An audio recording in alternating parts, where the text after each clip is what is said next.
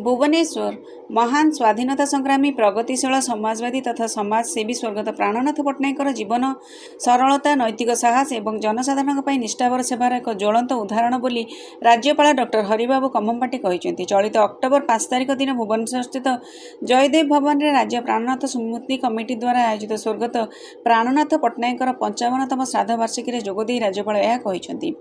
यह समारोह में उद्बोधन दे राज्यपाल कहते स्वर्गत प्राणनाथ पट्टनायक थे एक विरल बहुमुखी प्रतिभा एवं गभीर विश्वासर व्यक्तित्व। से जड़े स्वाधीनता संग्रामी थे जी स्वाधीनता प्रतिकूल परिस्थितिर सम्मुखीन होते।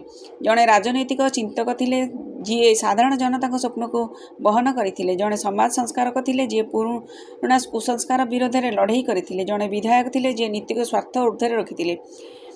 जड़े लेखक थे जी समाज को जागृत करने कलम चालना करुले। जड़े शिक्षाविद थे जी ज्ञानर मंजी को बुणी और सर्वोपरि जड़े साधारण लोक सेवक थे एवं से आशा आकांक्षा सहित गभीर भाव जड़ित थे।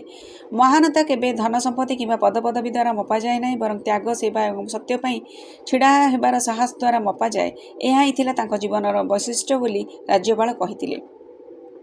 तांको जीवन ही आमको स्मरण कराई दिए जे प्रकृत स्वाधीनता केवल राजनैतिक स्वाधीनता नुहे बर प्रत्येक लोक विशेषकर सबुठारु दुर्बल वर्ग सशक्तिकरण रही। जीवन आमको मानविक मर्यादा स्मरण कराई दिए।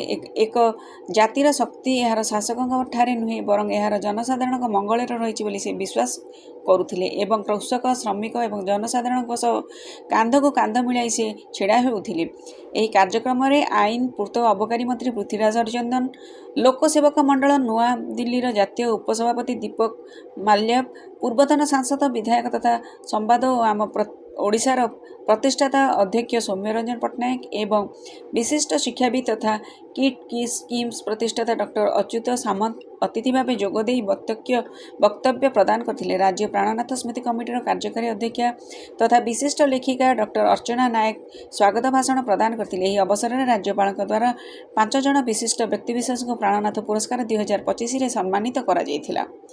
ढेंकानाळरू देवाशीष मिश्रଙ୍କ